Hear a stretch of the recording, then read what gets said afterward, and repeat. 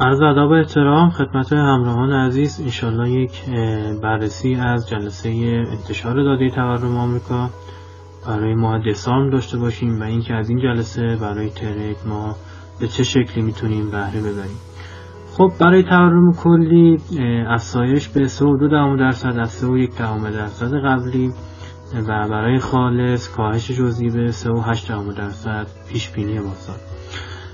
در مقطع فعلی با توجه به وضعیت الان تورم کلی، یعنی این نوسانی که فعلا ما داریم میبینیم، در واقع انتشار داده زیر عدد حدوداً 3.5 یا 3.4% مثلا 3.1 یا 3.2 یا پایین‌تر داده ضعیف و خنک هست.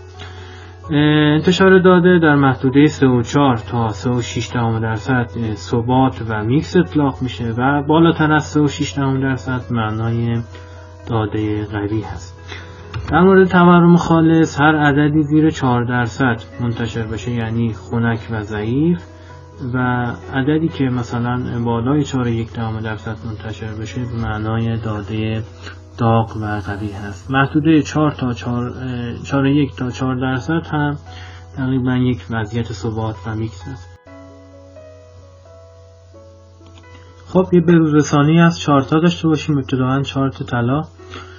خب همچنان محدوده هایی که اوایل هفته عرض کردیم همچنان معتبر هستند در شرایط فعلی و یک نفوذی رو به محدوده پایینی که ذکر شد داشتیم، به شخصه در عدد 2018 ورود کم حجمی رو من قبلا داشتم. خب من سعی میکنم مطالب رو خیلی ساده بگم تا به پیچیدگی بازار در واقع اضافه نشه.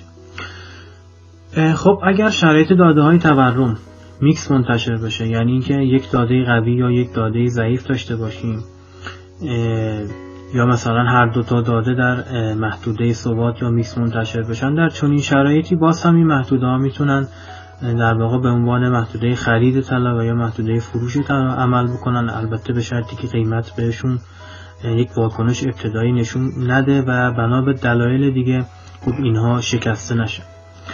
اگر داده در واقع ضعیف منتشر بشه، وقتی میگیم داده ضعیف یعنی مثلا شرایطی که یکی از داده ها هر دو داده ضعیف منتشر بشه یا یکی از داده ها میکس داده دیگه ضعیف منتشر بشه.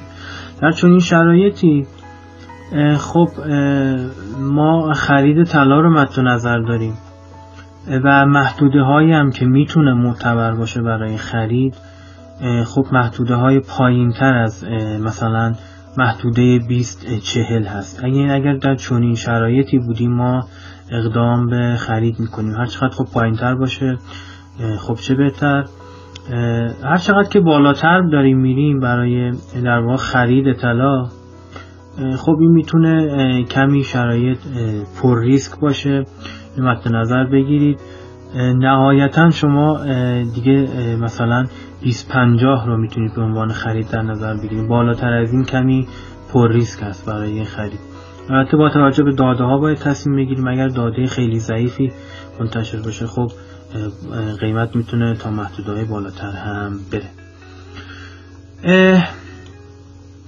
نکته اصلی همین است عزیزان. من بیشتر مد نظرم این هست که بعد از انتشار داده و اینکه اشراف پیدا کردید نسبت به شرایط داده، حتما در سطوح ایمنی در واقع اقدام به معامله‌گری بکنید. اگر داده هم قوی منتشر بشه خب شما در بالا باید اقدام به فروش بکنید. اگر در لحظه انتشار این فرصت رو نداشتید باید صبر کنید تا در صورت برگشت قیمت به محدوده های بالاتر اقدام کنید. حتما این نیست که حتما با یک گزارش برای مثال ضعیف ما در هر لحظه اقدام به معامله بکنیم. این میتونه ما رو توی در واقع به ضرر ببره. خب در مورد یورو دلار شرایط به همین شکل است. همچنان محدوده ها معتبر هستن تا داده تورمی منتشر بشه. این هم مشابه حالت طلا دقیقا مد نظر بگیرید این محدوده ها رو و با توجه برداشتی که از داده ها داریم با توضیحاتی که روی چارت خدمت شما گفتم در محدوده های ایمن اقدام به معامله گری بکنید. انتشار داده میکس این محدوده رو همچنان یک شرایط پر ریسک رو در واقع ایجاد میکنه.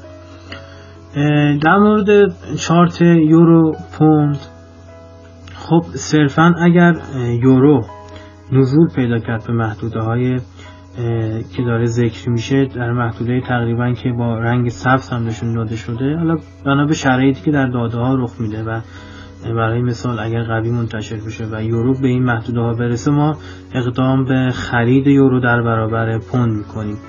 در غیر اون صورت، مثلا در شرایطی که این چارت به این محدوده یعنی 0.8618 بیاد، اینجا مثلا اقدام به فروش کردن یا اقدام به خرید کردن کمی پر ریسک هست. این محدوده کلا محدوده خب پر ریسکی برای معامله هست، مگر اینجا بیاد و ما اقدام به خرید بکنیم. برای فروش خب باید تو محدوده های بالاتر رو بهش فکر بکنیم و مد نظر قرار بدیم. خب مطلب دیگه ای نیست، من نمیخوام تایم ویدیو دیگه زیاد بشه. حتما موارد رو، اگر موارد جدیدی بود، نکته خاصی بود، حتما اعلام میکنیم. انشالله که موارد و نکاتی اینجا گفته میشه به سود شما باشه. حتما چارت ها رو بررسی کنید، سطوح رو در نظر بگیرید، در سطوح ایمن و مناسب اقدام به معامله گری بکنید. خیلی این در سطوح میانی وارد چارت نشید، خودتون رو درگیر با کندل ها، درگیر با الگوهای تکنیکال در تایم فریم های کوچکتر، اصلا خودتون رو درگیر این مسائل نکنید. این سطوح رو در نظر بگیرید و برداشتی که از کلیت داده های فاند